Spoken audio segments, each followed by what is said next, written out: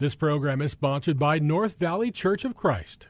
There's a message true and glad for the sinful and the sad. Ring it out, ring it out, ring it out, ring it out. It will give them courage new, it will help them to be true. Ring it out, ring it out, ring it out, ring it out, ring out. Good afternoon, folks, and welcome back to another episode of Redeeming the Time. I'm your host, Chris Macy, and I am the minister with the North Valley Church of Christ.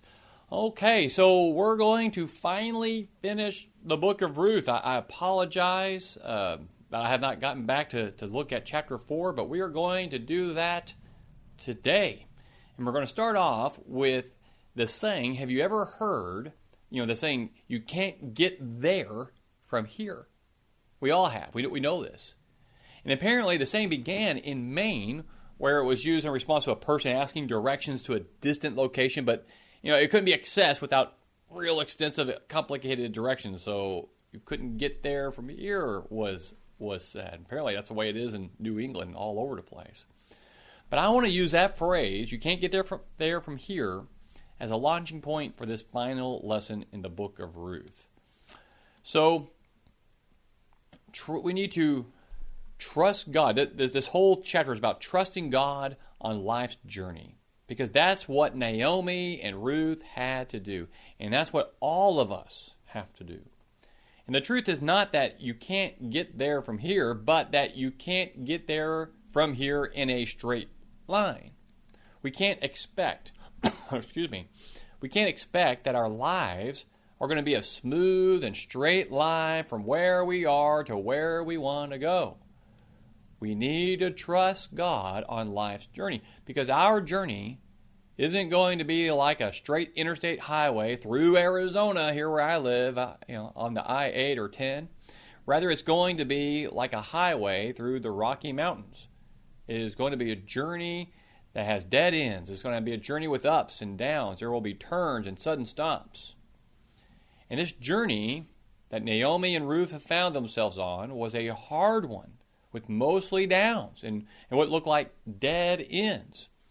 But one of the key lessons we learn from the book of Ruth is to trust God on life's journey. The setbacks that we experience in our lives may very well be the way that God is leading us to a place of favor and joy. Now, we started the series referencing the old hymn, God Moves in a Mysterious Way, because it encourages us to realize that, as the verse says, the clouds you so much dread are big with mercy and shall break in blessings. And judge not the Lord by feeble sense, but trust him for his grace. Behind a frowning providence, he hides a smiling face. Okay. So, as we have moved through the story of Ruth, we have seen that they experienced a series of setbacks, right? Chapter 1, Naomi and her husband and two sons decided to leave their homeland in Judah on account of the famine. Then her husband died. Then her sons married Moabite women but had no children. Then her sons died, leaving two widows in the house of Naomi. And even though Ruth decided to stay with Naomi, chapter 1 ends with Naomi's bitter complaint. I went out full, but the Lord has brought me back empty. Why do you call me Naomi, since the Lord has witnessed against me, and the Almighty has afflicted me? Chapter 2.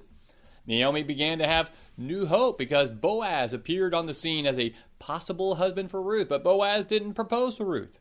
He didn't make any moves in that direction. At least that's the way it seemed.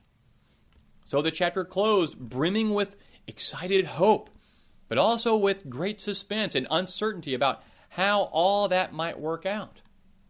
Chapter 3, Naomi suggested that Ruth make a risky move in the middle of the night. So according to the plan, Ruth went to Boaz on the threshing floor and said, in effect, I want you to spread your wing over me as my husband. Boaz, pleased by Ruth's proposal, said he would be happy to be her husband, but there was another man who, according to Hebrew custom, was ahead of him and had to be given the first opportunity to be the kinsman redeemer. Boaz promised Ruth that he would take care of the matter first thing the next day, and that she would have a husband, either him or the other kinsman redeemer. So chapter 3 ended with the cliffhanger. But now, here's the exciting conclusion to the story of Ruth. And it begins, chapter 4, verses 1 through 4. I'll read it. Now Boaz went up to the gate and sat down there, and behold, the close relative of whom Boaz spoke was passing by. So he said, "Turn aside, friend, sit down here." And he turned aside and sat down. He took 10 men of the elders of the city and said, "Sit down here." So they sat down. Then he said to the closest relative, "Naomi, who has come back from the land of Moab, has to sell the piece of land which belonged to our brother Elimelech. So I thought to inform you, saying, buy it before those who are sitting here, and before the elders of my people. If you will redeem it, redeem it. But if not, tell me that I may know, for there is no one but you to redeem it, and I am after you." And he said, "I will redeem it." Oh, man. Now, when the Bible says that Boaz went to the gate of the town, we need to understand that the gate of an ancient town was very different than what we picture when we think about gates. It wasn't like a gate at a chain link fence, nothing like that. It was more likely a large rock structure that was built into the rock wall that surrounded the city. The gate likely had wooden doors and probably was like 2-story tall, and the gate was usually included with a courtyard where business was done. So first thing the next morning, Boaz goes out to this city gate where business was concluded. He sits down there. The Bible tells us that the family redeemer whom Boaz needed to see came by. How many times in the story of Ruth have we seen things just happen coincidentally? Naomi and Ruth just happened to arrive back in Bethlehem at the beginning of the barley harvest. Ruth just happened to end up gleaning in the field of a nice man named Boaz, who just happened to be a potential kinsman redeemer. Boaz just happened to come to the field where Ruth was gleaning the first day she had come to glean. And now, the very man who Boaz needed to see just happened to come to the city gate. I see the finger of God in all of this. So Boaz invites the man to come over and sit down. Now keep in mind that Boaz bears this man no ill will, and remember that they're related to one another. The man's not referred to us by name. He's simply called the family redeemer or the kinsman redeemer. He is related to the deceased and can redeem his wife and property. We wonder where this man has been during the harvest, and if he even was aware that Naomi and Ruth had returned to Judah. Excuse me. Boaz then had to gather up enough men to witness this official business. He was able to gather a group of 10 respected elders of the community, and since they were in a public setting, I'm sure they also attracted the attention of those walking by. That was a good thing for Boaz. He wanted his actions to be public record. So, by the end of verse 2, we have this kind of a courtroom setup here, ready to go. And there are 2 laws about the next of kin that stood behind the business that Boaz needed to conduct. First law involved the land. The economic structure outlined in Leviticus 25 gave the Lord ownership of the land, gave Israel the use of the land. And individual families were given the rights to specific parcels of land from generation to generation. The use of the land could be sold for a number of years, but the year of Jubilee law and the kinsman redeemer law provided ways for the land to return to the family to whom it originally had been given. The second law involved legacy. If a man died without an heir, his brother was to marry the widow according to the law of the Levirate marriage that we've explained in this series before. So the first son would be the heir of the deceased man, and he would perpetuate his name and inherit his property rights. Boaz decided to start the proceedings with a discussion about the land rather than the legacy. Now, this is the first mention of Naomi's land in the book. We had no idea that Naomi's that she had the land, although we should have, because all of Israelites were given a portion of land. We are also not told if anyone had been farming the land, or whether it had been harvested, or why the land had provided no support for Naomi and Ruth. The death of Naomi's husband had left the land in limbo. There was no child to inherit it, and Naomi could do nothing with it. There is the possibility that Naomi's husband had sold the temporary rights to the land when they moved to Moab. Maybe, we don't know. If so, the family of Naomi's husband had a legal right to be first in line to buy this land back and pass it to a male heir. To our dismay, the kinsman said at the end of verse 4, I will redeem it. But we don't want him to redeem it, do we? We want Boaz to do it. So there seems to be a setback. And the irony of the setback is that it is being caused by righteousness. This man was just doing his duty. By redeeming the land, he was supposedly helping Naomi out and acquiring some good land in the process. So just when we are about to cry, oh no, stop the story, that's when Boaz brings up the next question about legacy. Specifically, Naomi's widowed daughter-in-law. Look at verses 5 and 6. If you got your Bibles, I'll read it. Then Boaz said, on the day you buy the field from the hand of Naomi, you must also acquire Ruth the Moabitess, the widow of the deceased, in order to raise up the name of the deceased on his inheritance.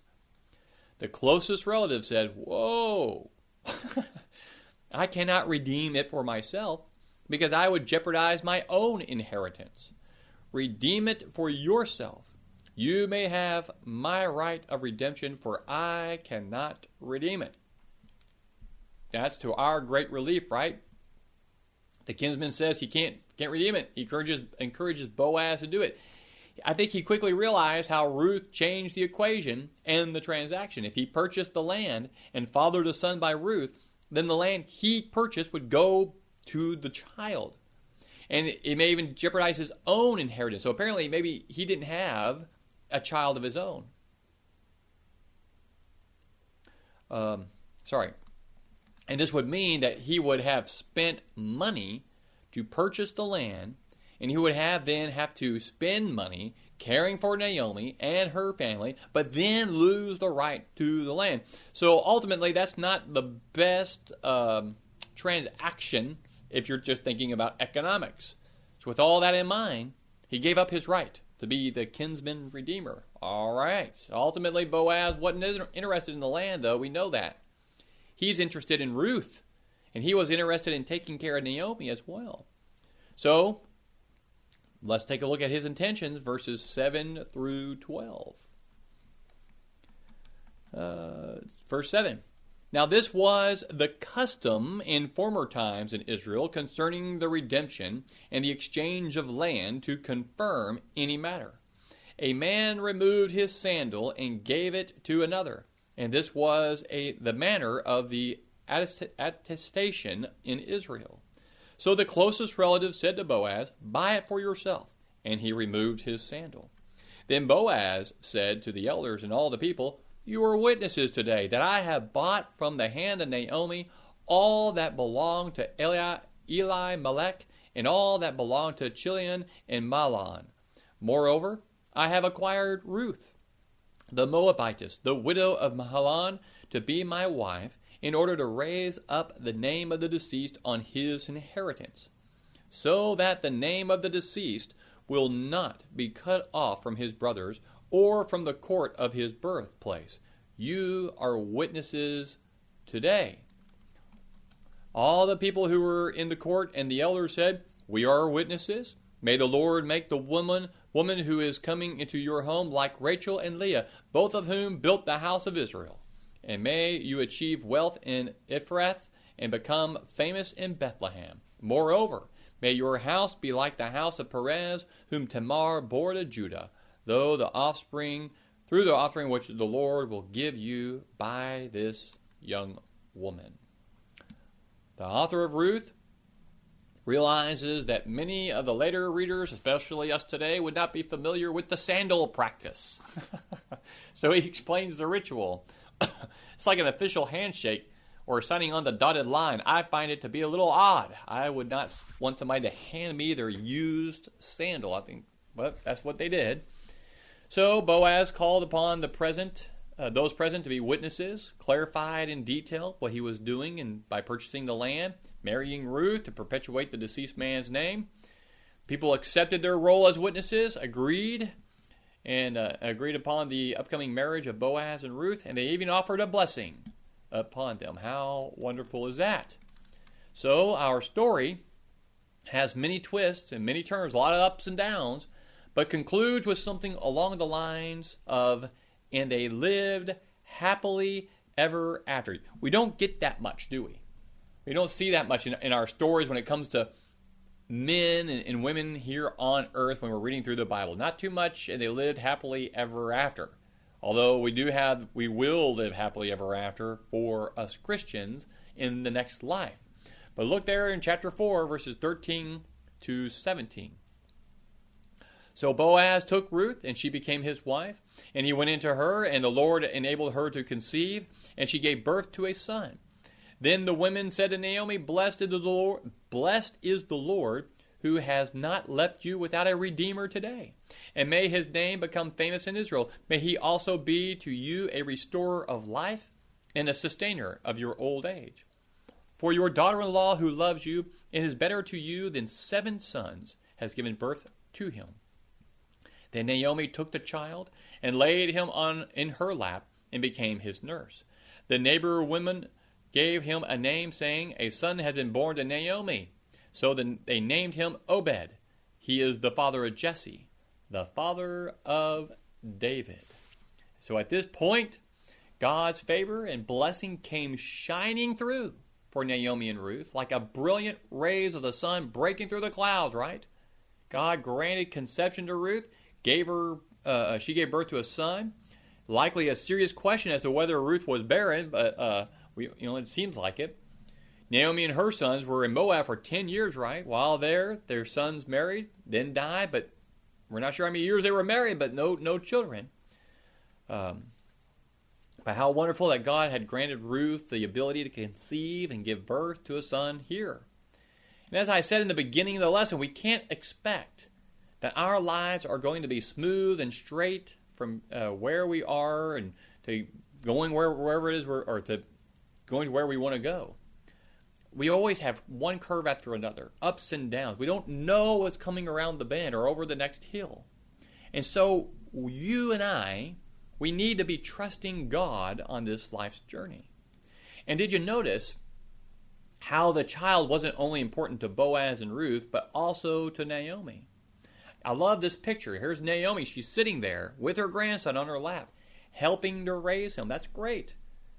The story begins with Naomi's loss, but it ends with Naomi's gain. It began with death, and it ends with birth. The women of the neighborhood like to say, a son had been born to Naomi. But wasn't he born to Ruth? Why say he was born to Naomi? Well, they said it to show that what Naomi had said in chapter 1 was not true. The Lord had not brought her back empty. Like Naomi, we all need to learn to wait and trust in God. Because in the end, all of our complaints against God will prove untrue. Ruth was written to help us to learn to trust God, even when the clouds are so thick we can't see what God is up to, and we wonder if God is even there, like Naomi, right? Let's be reminded of the fact that it was God who acted to turn each setback into a stepping stone to joy. And that in all of our bitter providences, it is God who is plotting out for our good. But this sweet story is a lot more than just a story of an old grandmother hugging a new grandson in a Judean village. The grandson's name was Obed, who was the father of Jesse. And Jesse was the father of the future King David. And so we begin to realize all along something far greater was taking place beyond what anyone could imagine.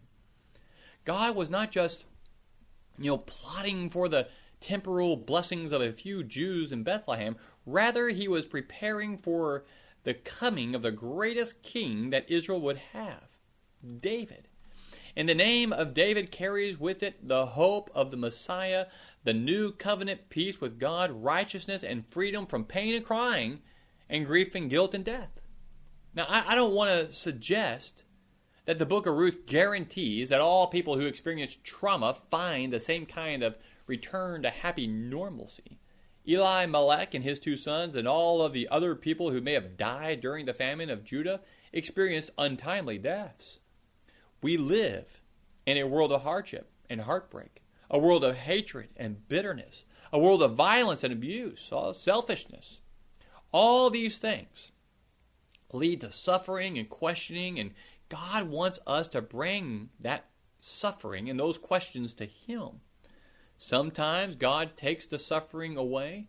Other times He simply helps us bear up under it.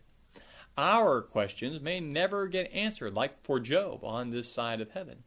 But God knows the answer, and God is the answer. As the old hymn said, farther along we'll know all about it. Farther along we'll understand why. We'll understand why.